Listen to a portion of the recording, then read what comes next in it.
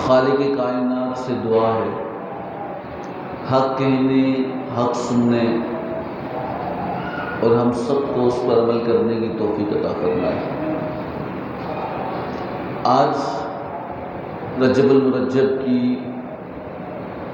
17 تاریخ ہے اور 16 رجب المرجب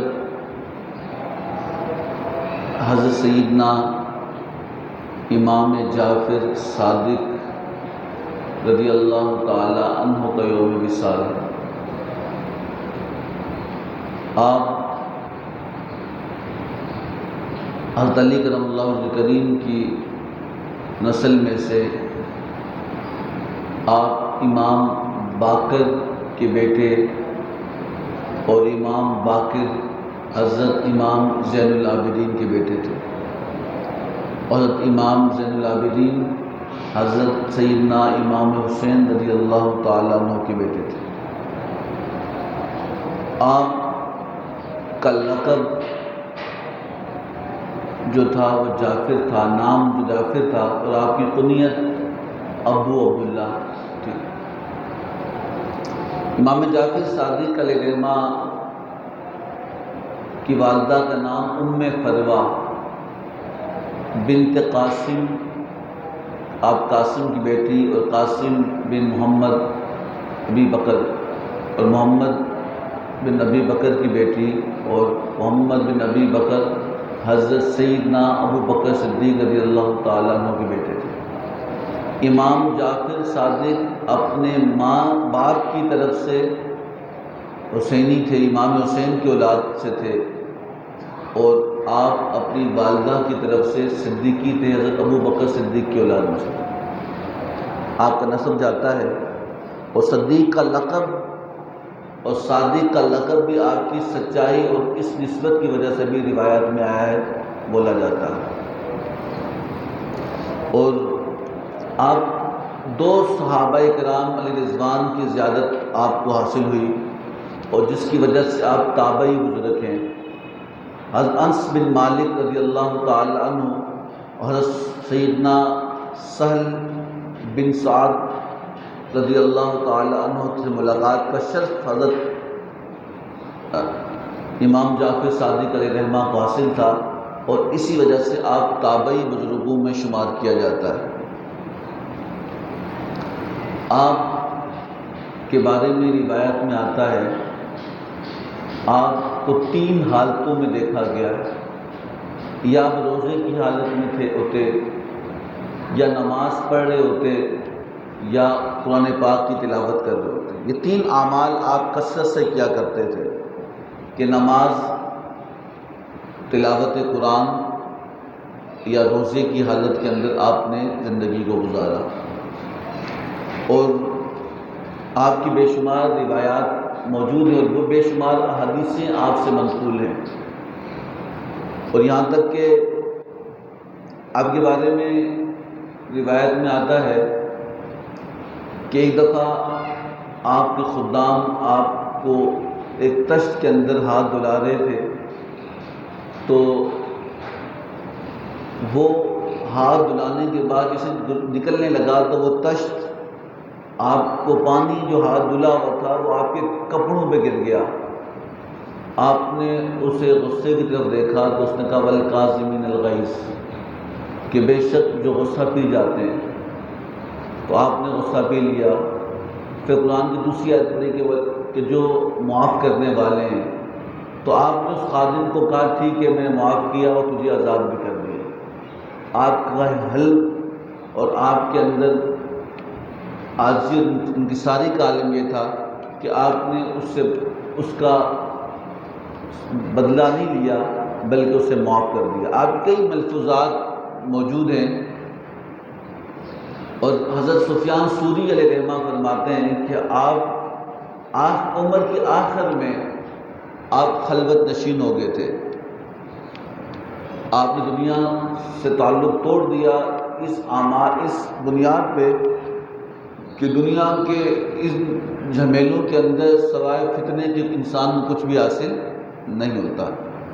امام موسیٰ کاظم آپ کے صاحبزادے تھے، اور ایک روایت میں یہ بھی ملتا ہے کہ آپ نے ان کو نصیحتیں فرمائی۔ وہ کئی کتب کے اندر امام موسیٰ کاظم علیہ رحمہ کو کی نصیحتیں حضرت سیدنا امام جعفر صادق رضی اللہ تعالی عنہ کی موجود ہیں۔ اور آپ نے اپنے بیٹے کو نصیحت کی کہ بیٹا یاد رکھنا کہ اگر کوئی بھی شخص اس نصیحت پہ عمل کرے گا تو اس کی دنیا کی زندگی بھی آسان اور خوش ہو رہے گی، اور آخرت میں بھی اللہ اسے کامیابی عطا فرمائے گا۔ تو امام موسیٰ کاظم علیہ رحمہ سے کہ حضرت امام جعفر صادق علیہ رحمہ نے فرمایا کہ مالدار وہ شخص ہے، مال والا، جو اللہ کی تقسیم پہ راضی ہے، اور جو دوسروں کے مال پر نظر رکھے تو آپ نے فرمایا کہ وہ فقر اور بھوک کی حالت میں مر جاتا ہے۔ یعنی مالدار، مال و دولت کی کثرت نہیں فرمائی آپ نے فرمایا کہ مالدار وہ شخص ہے جو اللہ کی دی ہوئی تقسیم پہ راضی ہے، کہ جو اللہ رب العزت نے عطا کیا اس پہ راضی ہے، اور جو دوسروں کے مال پر نظر رکھتا ہے کہ مجھے اتنا ملا اور اسے اتنا ملا، میرے پاس کم ہے اور اس کے پاس زیادہ ہے، تو کہا وہ اسی تگدو کے اندر اور پھر وہ زندگی کو گزار دیتا ہے، اور یہاں تک کہ وہ جو مال اس کے پاس ہوتا ہے وہ بھی اسے نصیب نہیں ہوتا۔ اور پھر فرمایا کہ آپ نے کہ یاد رکھنا امام کاظم علیہ رحمہ سے کہ دوسروں کے عیبوں پہ پردہ ہٹانے والا اس وقت تک اللہ رب العزت اسے موت نہیں دے گا جب تک اس کے عیب بھی مخلوق پہ ظاہر نہ کر دے۔ اور یہ ایک بہت بڑی نصیحت اور بہت بڑا سبق ہے، کہا کہ وہ شخص ذلیل ہی ہوتا ہے، رسوائی ہوتا ہے جو لوگوں کی برائیاں، عیب، خامیاں تلاش کرے اور وہ تلاش کر کے پھر لوگوں پہ ظاہر کرے۔ آپ نے فرمایا کہ ایسا شخص اس وقت تک نہیں مرے گا جب تک اس کے عیب بھی اللہ رب العزت بندوں پہ عیاں نہ کر لے۔ آپ نے فرمایا کہ بغاوت کرنے والا جب بغاوت کی تلوار بلند کرتا ہے اور پھر موت بھی اسی حالت میں اسے گر دی جاتی ہے، اسی بغاوت کے راستے میں، اور اسی علم جو بلند کرتا ہے بغاوت کا، اسی راستے میں اسے قتل کر دیا جاتا ہے۔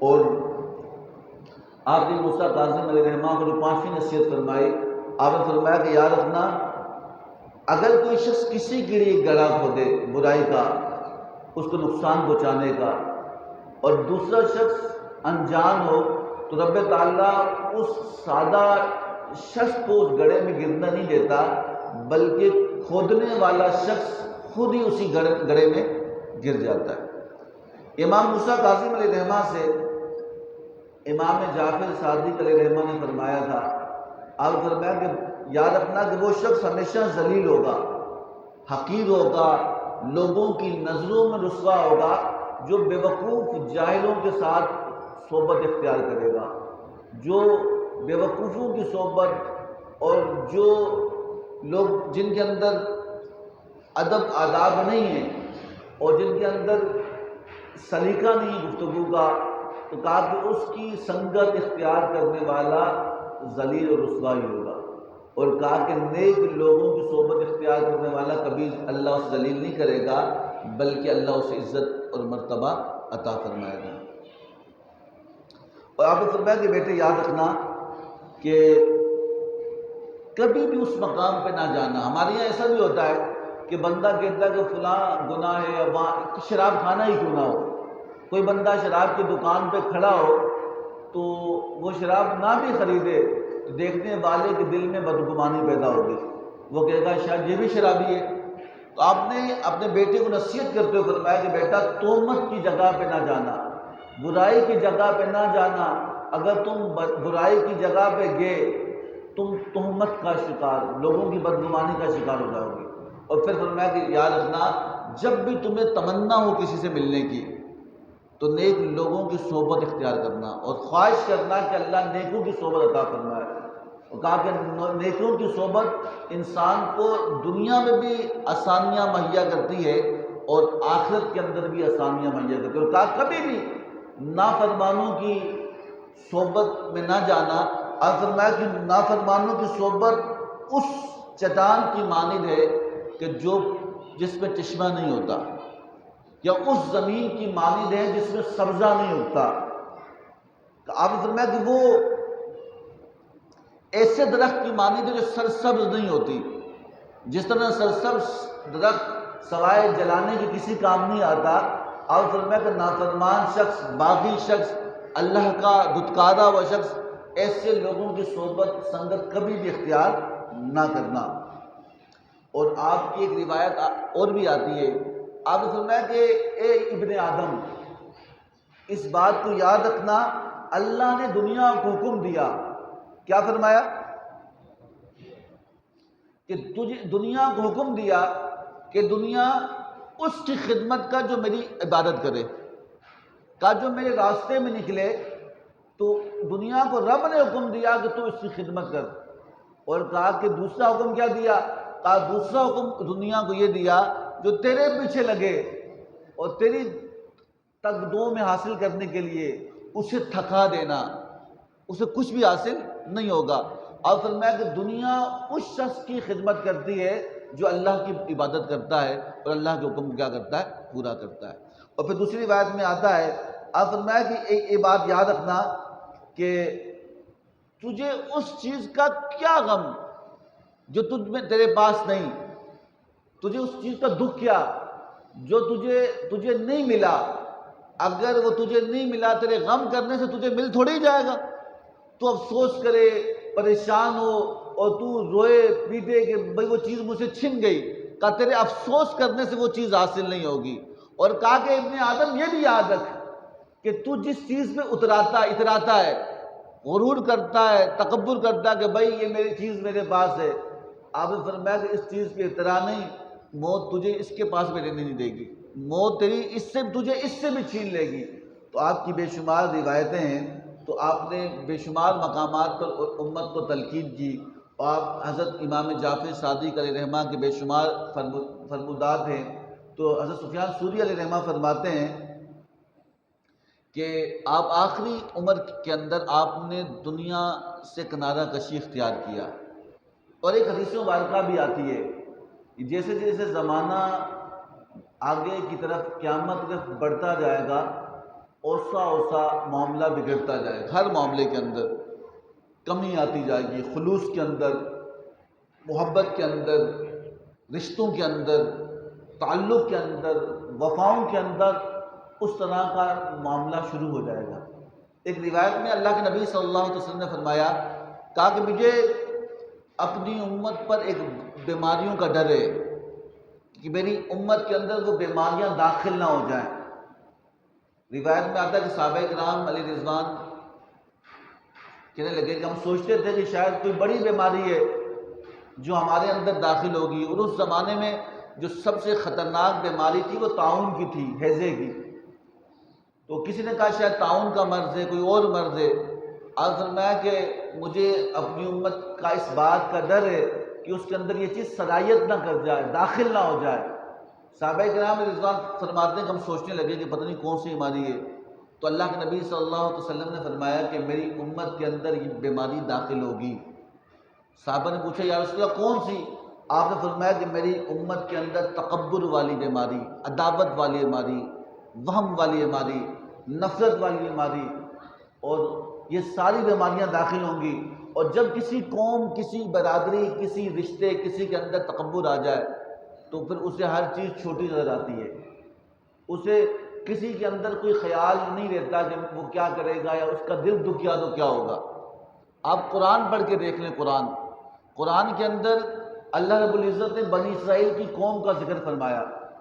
بنی اسرائیل کی قوم کا ذکر آپ پڑھ کے دیکھیں کہ جب فرعون کا لشکر بنی اسرائیل کو، حضرت موسیٰ علیہ السلام کی قوم کو قتل کرنے کے ارادے سے اور پوری فوج لے کے فرعون خود نکلا، جب آپ کا لشکر جا رہا تھا تو آگے آگے موسیٰ علیہ السلام کے قبیلے تھے، لوگ تھے، ان کی قوم کے افراد تھے، اور پیچھے پیچھے فرعون اپنے پورے لشکر کے ساتھ انہیں مارنے کے لیے آ رہا تھا۔ ایک مقام وہ بھی آیا کہ آگے پیچھے فوج تھی اور آگے دریا آ گیا۔ کیا آیا؟ دریا آیا، اور دریا آنے کے بعد اللہ رب العزت نے موسیٰ علیہ السلام کو حکم دیا کہ آپ دریا کو عصا ماریں اور حکم دے دریا راستہ بنا دے گا، اور اللہ رب العزت کے حکم کے مطابق دریا نے راستہ بنا دیا، اور جب راستہ بنا تو وہ پیچھے موڑے، اور وہ قبیلے کے افراد موسیٰ علیہ السلام سے کہنے لگے کہ اللہ کے نبی ہم آپ پر ایمان لے آئے، لیکن ہمیں آپس میں تو تعلق ہمارے ٹھیک نہیں ہے، ہمارے قبیلوں کے، ہم تو لڑتے ہیں، ہمیں آپس میں دشمنی آئے، ہم سب 12 قبیلے اس ایک راستے سے نہیں جائیں گے، کیونکہ ان کے اندر تکبر تھا، غرور تھا، آپس میں عداوتیں تھی۔ اس نے کہا کہ اللہ کے نبی نے کہا پھر کیا کروں؟ تو موسیٰ علیہ السلام سے ان کی قوم نے کہا پیچھے منہ دے، فرعون لشکر لے کے آ رہا ہے اور آگے دریا کا راستہ بھی بن رہا ہے، وہ کہ نہیں ہمیں 12 راستے دو، ہر سردار اپنے راستے سے جائے گا۔ تو اللہ کے نبی نے حکم دیا تو 12 راستے بنے، اور وہ دریا کو عبور کیا، اور جب پیاس ہوئی اور پیاس سے ان کی حلق خشک ہو چکے، اور حلق خشک ہونے کے بعد جب زبانیں خشک ہونے لگی تو انہوں نے کہا کہ اللہ کے نبی آپ حکم دیں ہم پہ آسمان سے بارش برسے اور پانی ہو جائے۔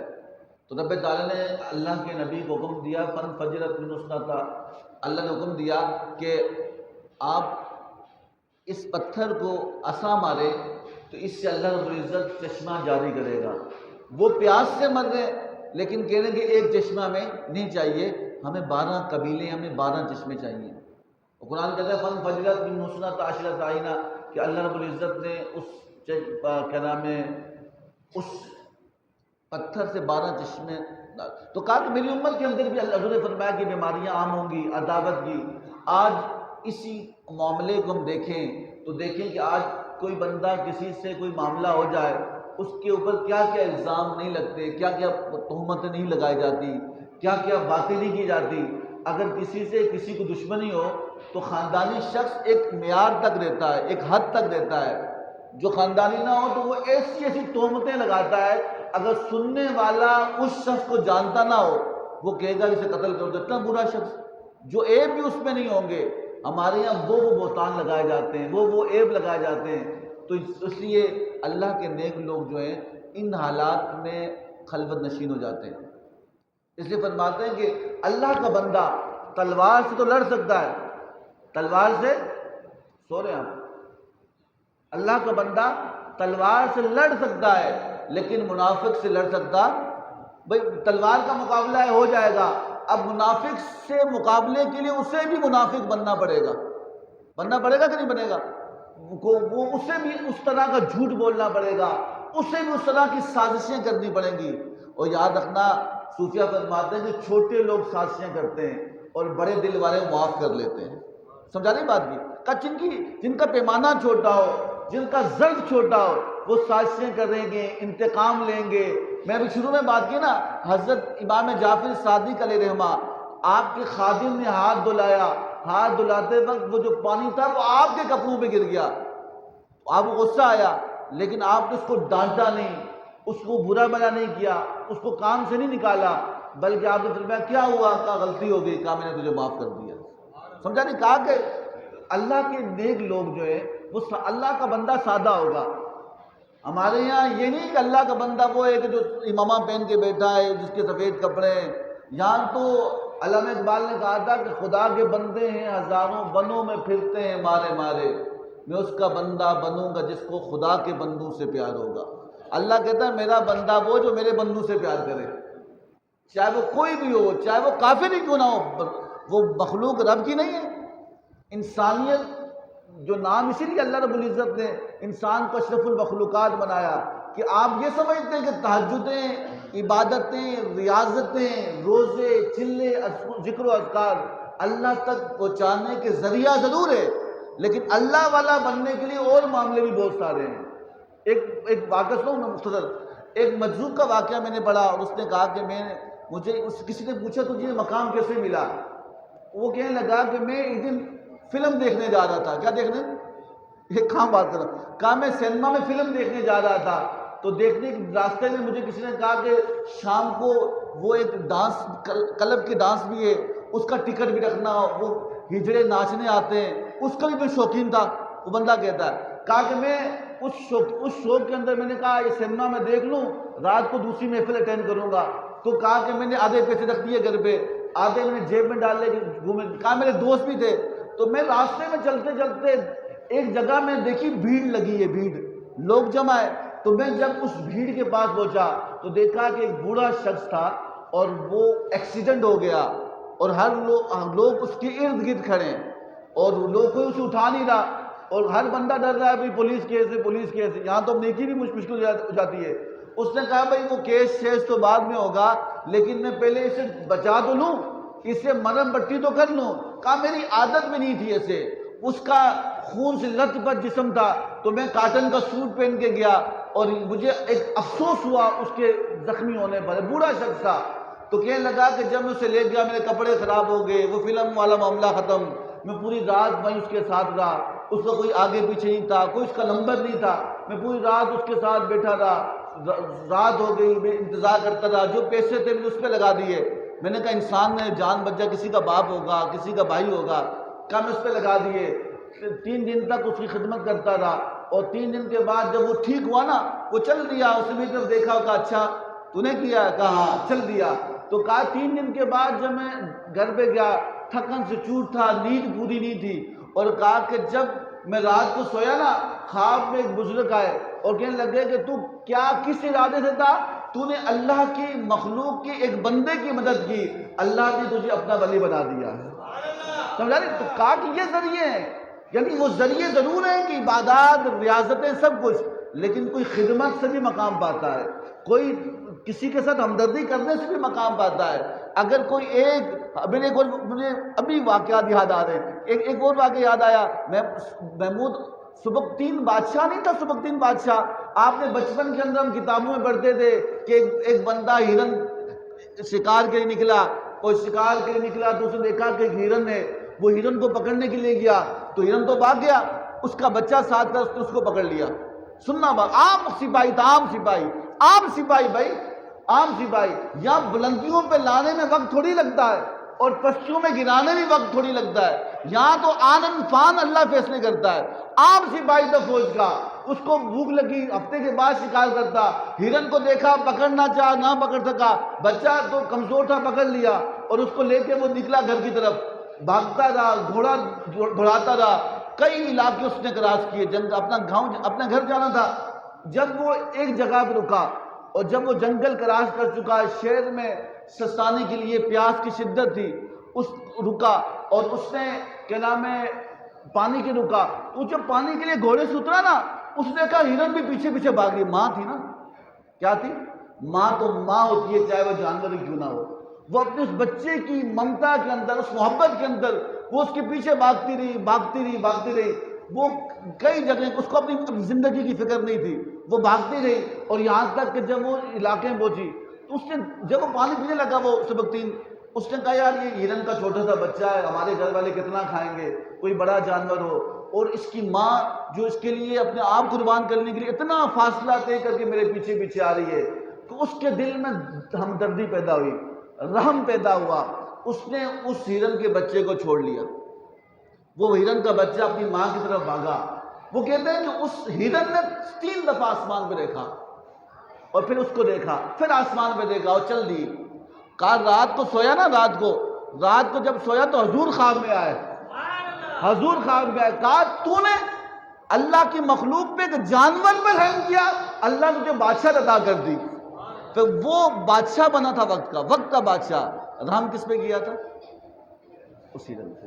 تو کہا کہ یاد رکھنا کہ اس اللہ کے نیک لوگ جب ایسی حالات دیکھتے ہیں نا، کیا نام ہے، مقابلہ تلوار سے کر سکتے ہیں، لیکن یاد رکھنا کہ اللہ کا بندہ منافق سے مقابلہ، کیونکہ منافق سے مقابلے کرنے کے لیے کیا بننا پڑے گا؟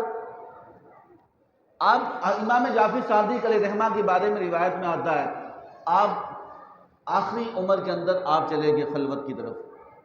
حضرت فرید الدین اطال علیہ رحمہ روایت کرتے ہیں کہ حضرت سفیان ثوری جیسے بڑے بڑے اللہ والے، انہوں نے کہا کہ ہمیں ملنے دو. آپ ملنے کے لیے آئے، بڑی مشکل سے ملنا سماجات کی اور ملنے کی اجازت چاہی. تو آپ سے کہنے لگے کہ اے اللہ کے نیک بندے، اے امام جعفر صادق علیہ رحمہ، آپ کا ایک لفظ لوگوں کے دلوں کو بدل دیتا ہے. آپ امام اعظم ابو حنیفہ شاگرد تھے امام جعفر کے. اور بڑے بڑے حضرت داؤد طاہر بڑے بڑے اولیاء اکرام اور بڑے بڑے اکابر آپ کے شاگرد تھے. تو آپ سے حضرت سفیان ثوری علیہ الرحمہ نے فرمایا کہ آپ باہر کیوں نہیں آتے، لوگوں کو درس دیں، ان کو سمجھائیں. آپ کا ایک لفظ جو ہے وہ لوگوں کے دل میں پیوست ہوتا ہے، آپ باہر کیوں نہیں آتے؟